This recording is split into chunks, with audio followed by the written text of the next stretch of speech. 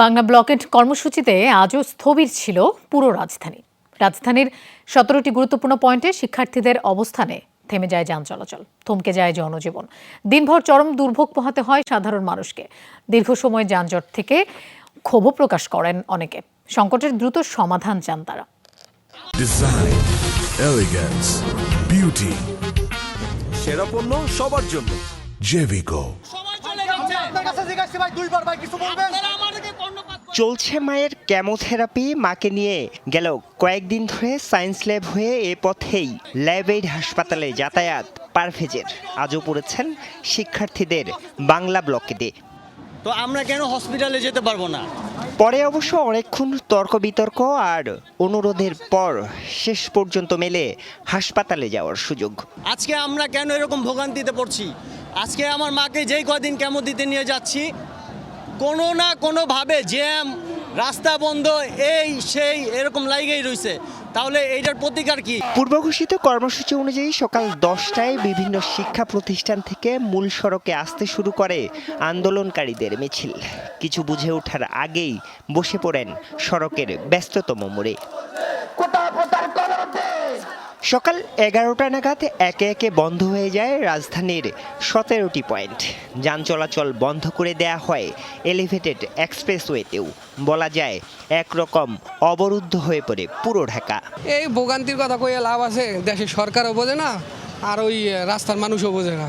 এই যে গাড়ি বন্ধ করে দিব, এখন কি করবো? আর কালকেও বন্ধ করে দিছি। প্রত্যেক জায়গায় তো গাড়ি চলেও নাই, মিরপুর রোডেও গাড়ি চলে নাই। গাড়ি ঘোড়া না চালাই তাহলে সংসার চালাইতে পারবো না, ছেলে মেয়ে না খায় থাকতে। অনেক যানজট লাগে ছেলেপেলে নিয়ে যাওয়া, কিন্তু আন্দোলনটা আমি মনে করি সঠিক আন্দোলনটা।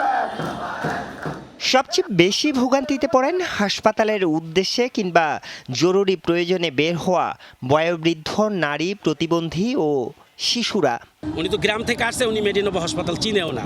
অফিস থেকে দায়িত্বটা আমাকে দিচ্ছে। স্যারে দেখাবো 2টোর সময়, তো এখানে এসে যে বেঁধে গেলাম, এখন কিভাবে যাব?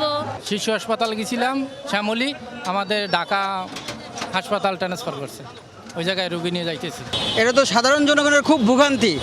এটা সরকারও কিছু বলতেছে না, ওরাও ছাড়তেছে না, তাহলে তো হলো না। সকাল পেরিয়ে দুপুর, বিকেল গড়িয়ে সন্ধ্যা, শিক্ষার্থীদের স্লোগানে অবরোধে তখনও রাজধানীর বেশিরভাগ পথ বন্ধ। চরম মাত্রায় পৌঁছায় অফিস ফেরত মানুষের ভোগান্তি।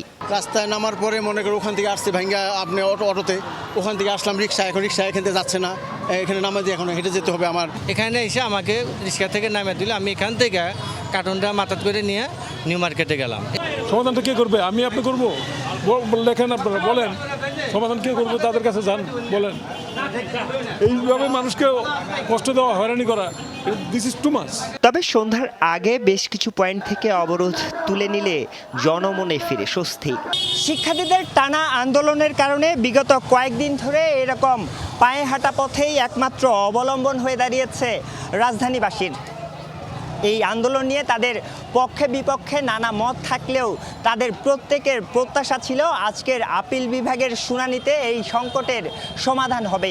কিন্তু তা না হওয়ায় এখন রাষ্ট্রযন্ত্রের দিকে তাকিয়ে ভোগান্তিতে পড়া এসব সাধারণ মানুষ। আরিফুর রহমান সবুজ, যমুনা নিউজ, ঢাকা।